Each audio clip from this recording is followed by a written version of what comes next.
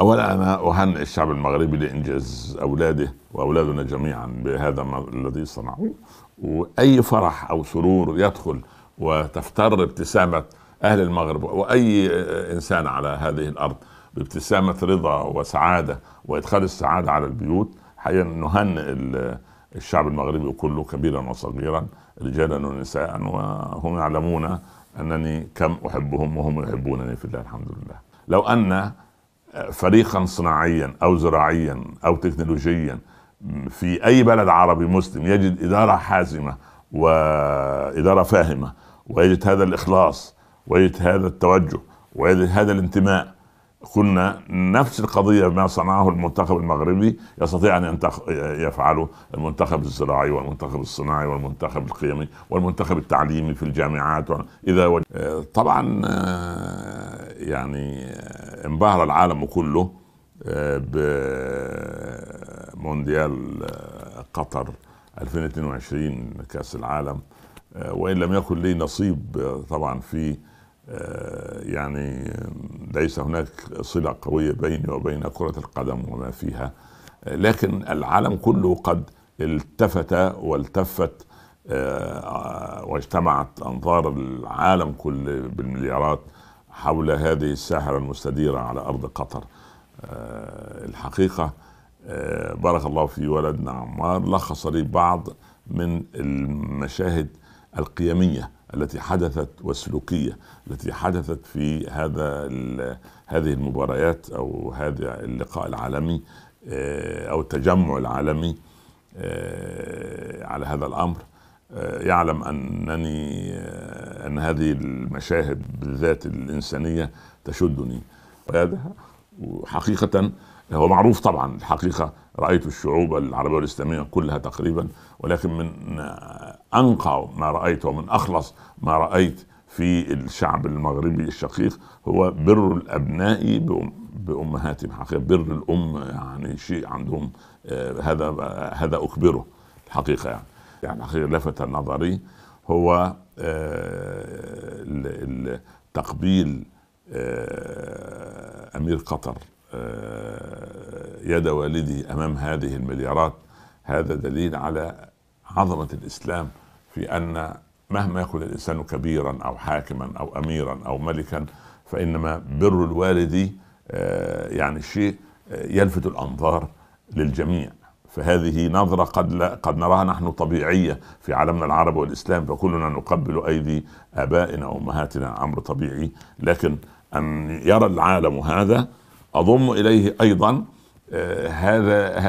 هذا البر الواضح من أبناء لاعبي الفريق المغربي، وكيف أظهروا برهم بأمهاتهم. هذه الأم البسيطة الطيبة المسلمة المحجبة الملتزمة، وابنها يعني يقبل رأسها ويدها.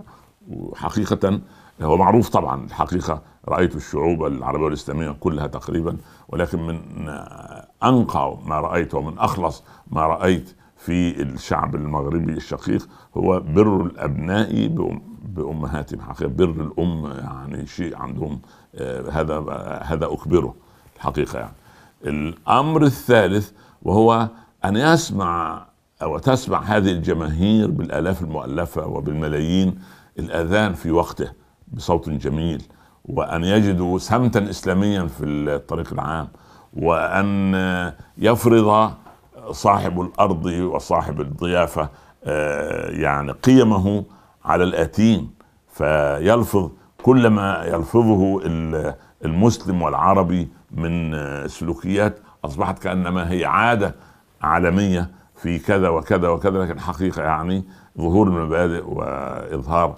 الإسلام بهذه الصورة يعني شيء طيب. وأذكر لي محاضرة قبل بداية افتتاح كأس العالم كانت هناك على أرض قطر، وكانت عن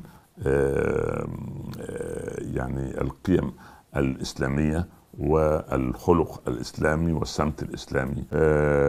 وكنت أتحدث عن أن فرصة طيبة أن تأتينا الملايين إلى أرضنا فنريهم وجه الإسلام الحقيقي. لا نصنع شيئا بزيادة، ولكن طبيعة الخلق العربي المسلم تجذب الناس إلينا. وكنا نتحدث عن كيفية يعني تحمل بعض التجاوزات التي تتم من الآتي أو من الغريب الذي لا يفقه ثقافتنا، والتعامل معها بشيء من المرونة.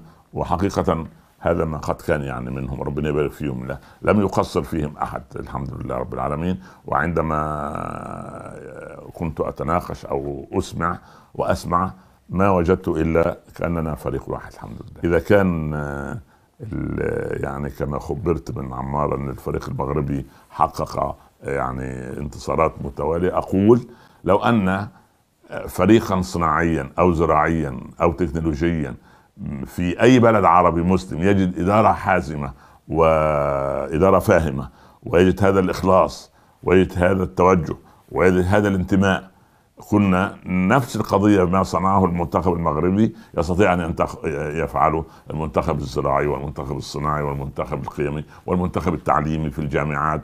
إذا وجدنا الإدارة الناجحة، الإخلاص، الانتماء لهذا الدين ولتلك الأوطان. هذا ما رأيته أو أعلق عليه في فعاليات كأس العالم، ثم الأمن والأمان والسلم والسلامة الذي حظي بها الجميع بفضل الله سبحانه وتعالى.